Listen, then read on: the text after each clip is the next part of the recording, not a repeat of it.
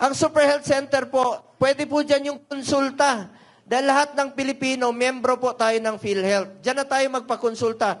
At ngayon, sobra-sobra ang pera ng PhilHealth. Kaya nga, galit ako. Hindi ako pumirma sa BICAM report dahil zero subsidy ang PhilHealth. Tayo magko-contribute sa bulsa natin, sa sweldo natin. Tapos walang subsidy ang national government. Kaya masamang-masama ang loob ko. Dahil yung excess funds ng PhilHealth last year, winalis, dinala sa ibang mga proyekto. Para sa akin, ang PhilHealth po, para sa health yan. Hindi naman negosyo ang PhilHealth. Ang PhilHealth po ay insurance na meron tayong masasandalan tuwing tayo'y nagkakasakit. Bakit sobra-sobra ang pera ng PhilHealth? Habang naghihingalo ang mga pasyente, walang pambayad. Ayaw magpa-hospital. Kahapon, pinakita ko sa video during the hearing. Nag-hearing ako kahapon kahit campaign period. Sabi ko, unahin ko ang serbisyo. Unahin ko trabaho ko bilang senador kaysa sa kampanya. Bilang chairman po ng Committee on Health, Sports at Youth sa Senado, kung ano na pong nagawa natin. As your senator, I authored 16, no? 16? Ito po. Authored 16 laws. Ibig sabihin, ikaw talaga yung nag-push ng batas na yan. I have principally sponsored 82 laws, including 80 laws regarding for the establishment and upgrade of public hospitals. Ano po ito? Halimbawa, yung hospital ninyo sa inyong lugar, yung kapasidad nila, 500 lang, kaya lang 1,000 patients a day. Isinabatas natin, ginawa natin 1,000. Halimbawa, yung PGH, dadagdagan natin kasi kulang talaga. Alam niyo, sa kakaikot ko sa buong Pilipinas, maraming hospital, 1 kama, 2 pasyente. Paano gagaling ang pasyente kung ganun ang kinatatayuan nila? At proud lang po ako na meron na tayong naipasa na 82 laws. And I have co-authored or co-sponsored 185 laws. At gusto ko lang pong banggitin sa inyo, wala po akong absent sa Senado po. Kahit na makikita nyo ako ngayong umaga, nandun ako sa Apari, pagbagyo doon. Punta ako ng Palawan, punta ako ng Samar, punta ako ng Hulu.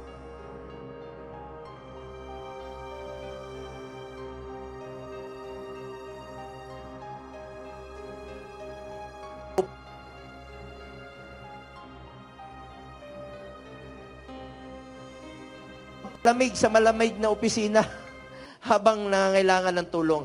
Pinangako ko yan sa inyo, kahit saang sulok kayo ng Pilipinas, bagyuhin, lindulin, putok ng bulkan, baha.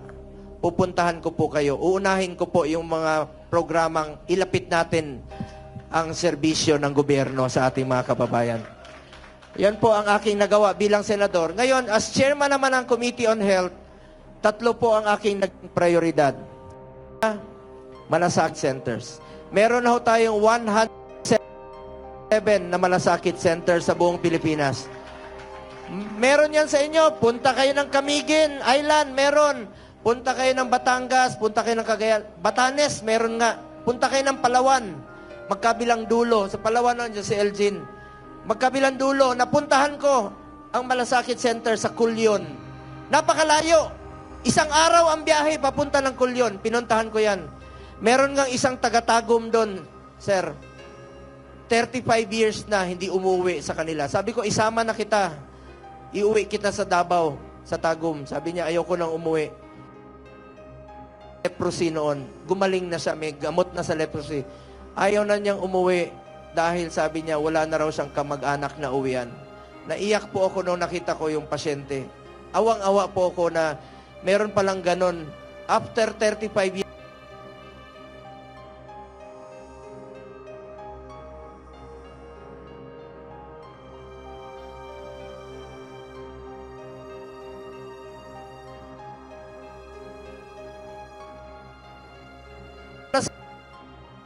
Regional Specialty Center. Ang Super Health Center po, pwede po dyan yung konsulta. Dahil lahat ng Pilipino, membro po tayo ng PhilHealth. Diyan na tayo magpakonsulta. At ngayon, sobra-sobra ang pera ng PhilHealth.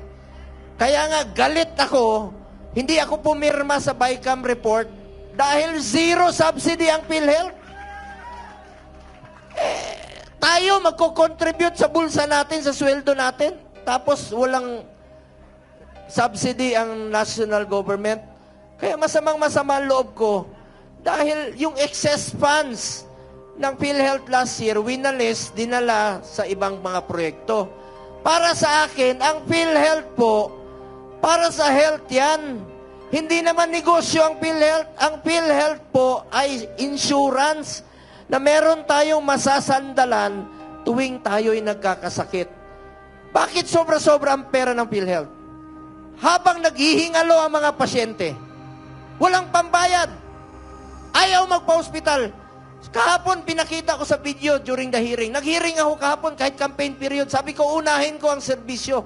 Unahin ko trabaho ko bilang senador kaysa sa kampanya. Meron pong mga pasyente, buntis, sa Cebu. Ayaw nang pumunta ng ospital. Namatay sa sidewalk, pati yung bata. Dahil takot magpa-hospital, takot sa babayarin sa ospital. Bakit tayo matakot? May PhilHealth naman. Dapat po, ang PhilHealth, tuparin niyo po inyong pinangako. Binabantayan ko po itong PhilHealth para sa Pilipino. Yung pinangako ng PhilHealth, pinapirma ko sila ng commitment letter. Pakita mo yung commitment letter. Yan. 13 hearings na po ako sa Senado. Kasama na dyan yung health emergency allowances. Finally, last year po, billion dahil sa ating pagpupursige para sa ating mga health workers. HEA ang tawag doon. Pinagpaguran ng ating mga health workers. Finally, nabayaran. Ngayon, along the way, nag-hearing po ako. Ito yung PhilHealth, binabantayan ko sila. Pinapirma ko. Ngayon, nangako sila.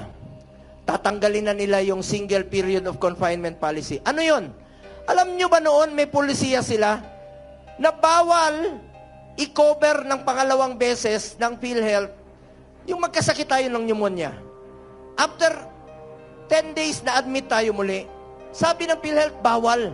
Ngayon, tinanggal na nila itong single period of confinement policy sa ating pagpupursige. Ngayon, dinagdagan na nila dental package, yung sa ngipin. Pati sa mata, dinagdag na nila. Tatanggalin na rin po nila yung 24-hour confinement policy na kailangan natin magpa-admit ng 24 hours.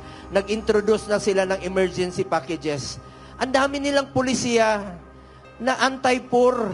Sobra-sobra naman yung pondo nila. Ngayon, dadagdagan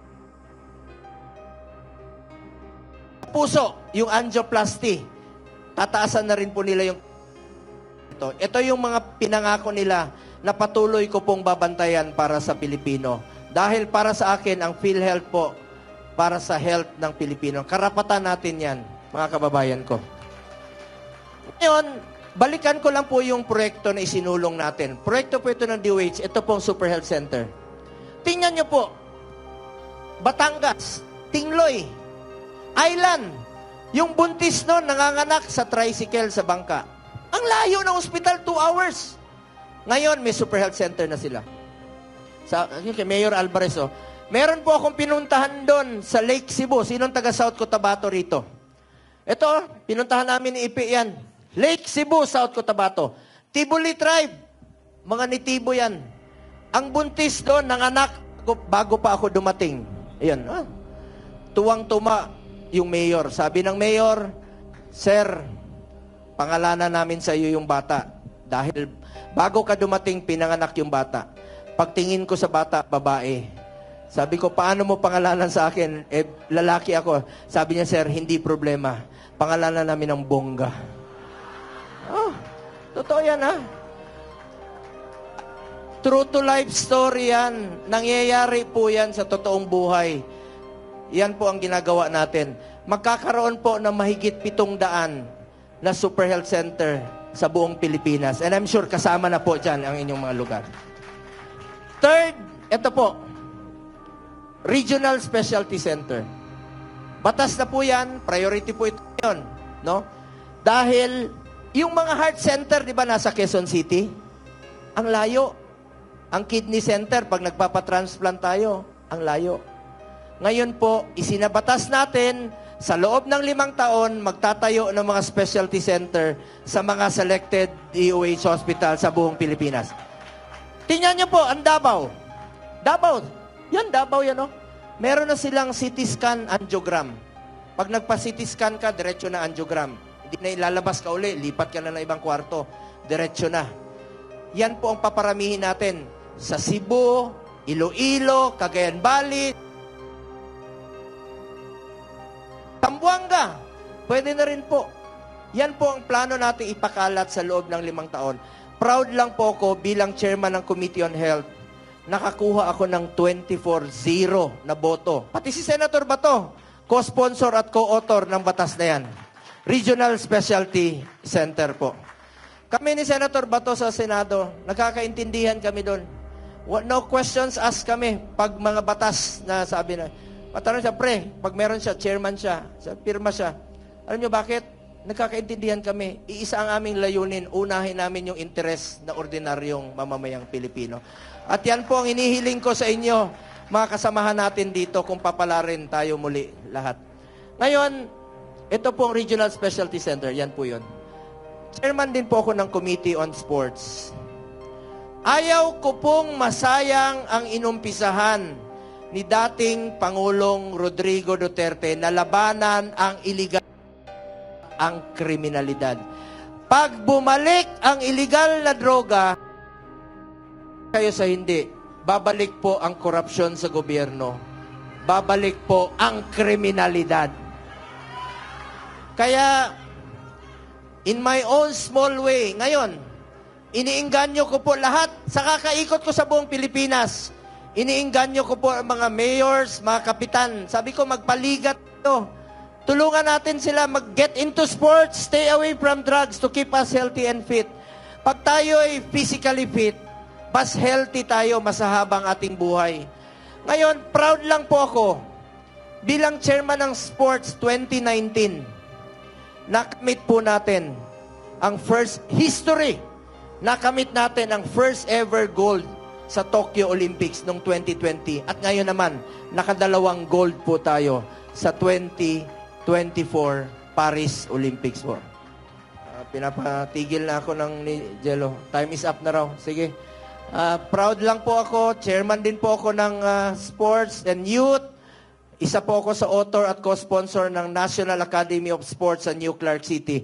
Meron na tayong eskwelahan na pwede na mag-aral. Sayang naman yung pinagawa natin noong 2019 sa SEA Games kung hindi magagamit. Ginawa National Academy of Sports. Yan po, inaugurate po ni President Duterte. Part po yan ng mga proyekto ni President Duterte. Chairman po ako ng Committee on Youth sa mga kabataan. Kayo po ang kinabukasan ng bayang ito. Malay nyo, kayo rin po ang maging senador. Mahalin po natin ang ating kapwa Pilipino. Hindi po kayo magkakamali dyan.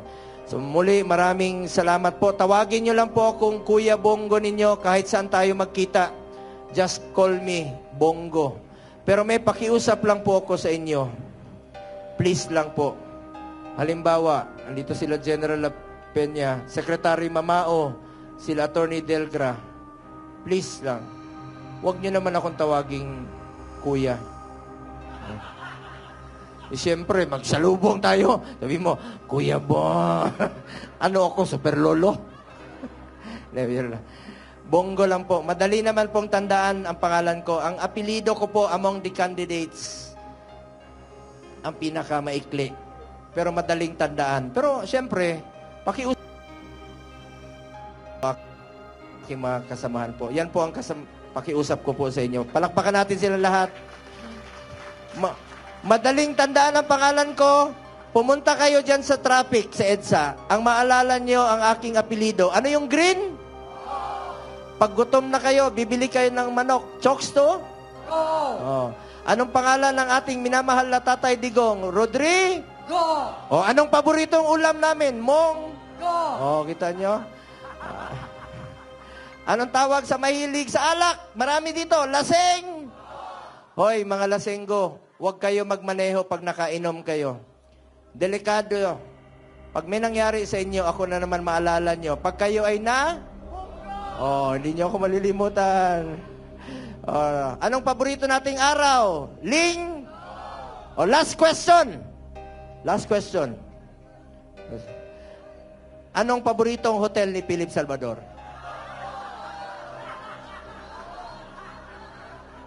Wala ako sinabi ha, kayo may sabi niyan. Nagtinginan tuloy si Bato at saka si Philip Salvador. Mabait po ito si Philip Salvador. Ako pong makakagarantiya sa inyo, asset po itong lahat sa ating gobyerno. At dadami po ang ating kakampi para sa mga Duterte at para sa ating sambayan ng Pilipino. Tulungan po natin sila. Mabuhay po ang PDP laban. Mabuhay po ang ating mga adopted candidates. Meron lang po akong sasabihin sa inyo, sa lahat po ng mga nandirito, salamat sa inyong suporta noon pa man. Lalong-lalo na yung mga loyalista na kasama namin 2014 pa lang. After 11 years, nandiyan pa rin kayo. Maraming salamat po sa inyo. Ayun o, maraming ano. Alam nyo, tandaan nyo po, bilog naman ang mundo. Di ba? Bilog po ang mundo. At may Panginoon po. Hindi tayo pababayaan ng ating Panginoon. Tandaan natin, ako ayaw ko manira. Ayaw kong sumagot. Kaya kung nagtatanong kayo, ayaw ko manira. Hayaan na natin ang Pilipino ang humusga kung nagserbisyo si Pangulong Duterte, si Tatay Digong nung panahon niya. Kayo nang humusga kung nagbago ang buhay niyo nung panahon niya. Wala nang mga tanimbala. Political will po ang ating dating Pangulong Duterte. Palakpakan rin po natin si Vice President Sara Duterte. Mga kababayan ko, tandaan nyo po itong sasabihin ko, lalong-lalo na po sa mga tumatakbo ngayon at nasa gobyerno. Please lang, tandaan nyo ito. Minsan lang tayo dadaan sa mundong ito. Kung ano pong kabutihan o tulong na pwede natin gawin sa ating kapwa, gawin na po natin ngayon dahil hindi na tayo babalik sa mundong ito. Ako po ang inyong Senator Kuya Bongo, patuloy na magsiservisyo sa inyong lahat. Dahil ako po'y naniniwala na ang serbisyo sa tao, serbisyo po yan sa Diyos. Palakpakan natin ang ating Panginoon sa buhay. Serbisyo rin po yan kay Allah. Salamat po, mga kababayan ko. Mahal na mahal na mahal ko kayong lahat. Maraming salamat po. Mabuhay kayo, Bongo! Senator Bongo numero! Heto na ang iyong pinakahigit dahil Mr. Malasakit, Senador Bongo na! Isyo ang magserbisyo! Mr. Malasakit. Ay, nako. Palakpakan po natin.